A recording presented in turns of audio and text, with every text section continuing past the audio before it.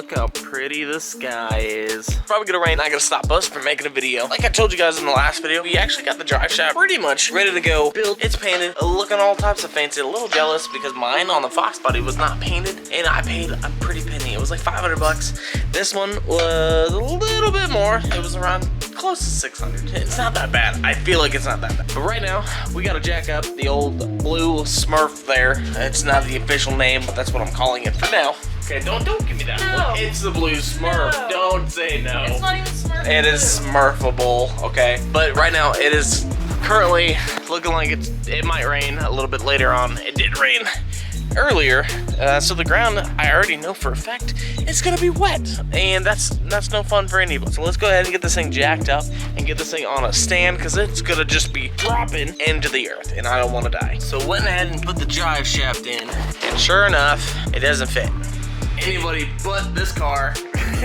You're over here freaking out. It went right in. We got the measurements right. She was all freaking out because I'm over here going. I did say it didn't fit anybody else's car. You know, she didn't let me finish. Look at you all getting. But okay, so the drive shaft's in, and now pretty much what we gotta do is start hooking up the fuel, radiator, fans, hoses, all the knickknacks and paddywhacks that is gonna make that LS run properly. So fast forward into daylights, and we'll see you then. Well, welcome back. It is currently super humid, super hot. I don't want to do this, especially because it's outside. And the biggest thing is, well, wiring. As you guys can see, we have the whole box to be putting on the LS Pop New Edge. The problem, I cut the injectors when I did something. I don't know what I was doing. I think it was the S10. I need to wire these back onto the new harness, but I gotta lay them out because I don't know if, you know, injector 1 is number 7 or is 5 is 6. Pretty much I gotta put this on the car, and then I can map out, and then I can show you guys how to show which wire actually goes to which inject. So first off, let's go ahead and get the one that we don't need for now out of the way, and then let's go ahead and get this thing laid out and looking pretty. Well, scratch that. So that is for a 03 to 05, which, or anything that's got a drive-by wire. Sprinkle, what are you talking? It better not rain. I just came back out here because it was hot. Okay, so we ordered the actual harness, and so it's gonna be here tomorrow. But in the meantime, we went ahead and mounted the coil packs on top of the valve covers. The next step I kind of want to try, we do have, is the stock manifolds off of Zach's, pretty much. I put these on the foxbody the first time I actually drove it, but what I want to do is just cut this, and then we can put them on there normally. That way it's actually going to be pointed down instead of coming out and about, and that's why Zach's bumper actually fell off. So I don't want to do that. Oh yeah, that'll work out just fine. We'll thread these bad boys in. That way, the manifold can actually just sit on there, and then we're done. All we gotta do is tighten it up. Instead of trying to find bolts, I'd rather do bolts, but we do have these brand new studs. So I'll put some anti-seize on them, and that way they will come out later on when we are ready to go to turbo. So let's go ahead and get all, I think there's 20 of them total, 10 on 10, 2, 4, 6, sorry, 5 on 5. I think it's 5 on 5. Don't quote me, okay? But let's go ahead and get that done so we can put the headers on, and then we can put the coil packs and get those with the spark plug wires, and the top side should be ready to go, I think. Kind of, sort of, you know, I don't know.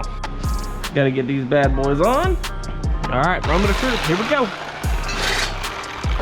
Ow! Ow! And just like that. One down, one more to go. Woohoo! Guys, you never want to put crusty old surface on a brand new gasket. You want this thing to be clean as a whistle. That way, when you get everything sealed, it doesn't leak. We're gonna hit it with the old DeWalt and a brush to get this thing nice and clean. Man, oh no. This is why I wear gloves. I don't want anti-seize on me. Man, this stuff's like paint. It just goes everywhere. You look like the Tin Man when you're done messing with this stuff. And so I'll put a little bit on the stud, just like that. Then I'll thread this bad boy all the way in. And obviously just repeat this process until all these things are pretty much wrapped up. But look at that glitter, man. Man, look at the glitter. That looks so fancy under some lighting. All right, let's get this bad boy So I went ahead and put the gasket on. I hope this goes on as well as I'm thinking. Oh, there it goes. And I'm hitting on the steering shaft. Oh, goody. I wonder, I still have another idea. Give me the other one. Ba ba ba.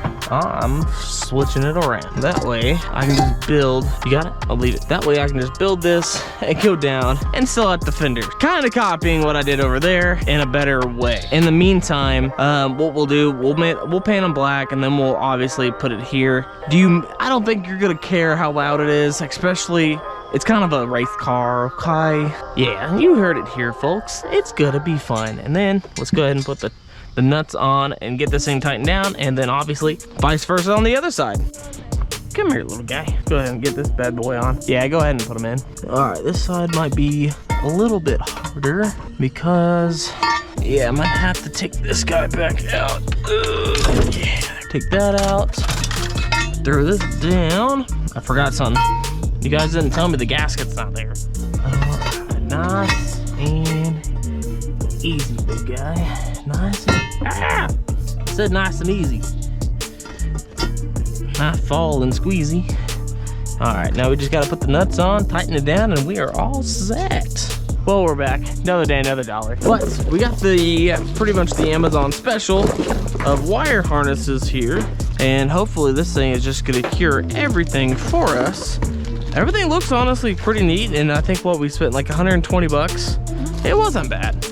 But obviously we don't know the full extent, so let's start going ahead and hooking everything up and getting some power to it, and let's see if something doesn't burn down. The one downfall is nothing is labeled, so I'm trying to do everything off of memory, which might not be the best thing, and there's so many freaking mosquitoes out here.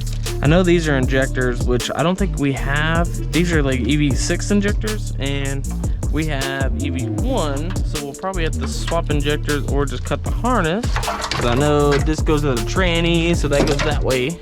This goes to something, which goes that way. All right, I'm probably gonna have to sit in here and figure something out, because this, I wish it was labeled. That's the only thing right now. I wish it was labeled. It would make life so much easier, but we're gonna figure this out. And just like that, first one's in. That's gonna be the knock sensors. So I wanna say this is gonna be your cam position sensor. Let's write it down there, and I should have one more for the oil pressure. Oil pressure? Hello? But I wanna say that's gonna be, also, I'm like inside this engine. This is uncomfortable. Oh man, I'm just trying to put a harness on, man. Why does it always gotta rain? Okay, that's getting quite annoying. So right now, I am pretty much, I'm gonna be cutting this harness and putting the EV1s in, and that way that'll be done, and then pretty much everything else is good. What I'm doing here on the harness is actually gonna be pretty much tying them off.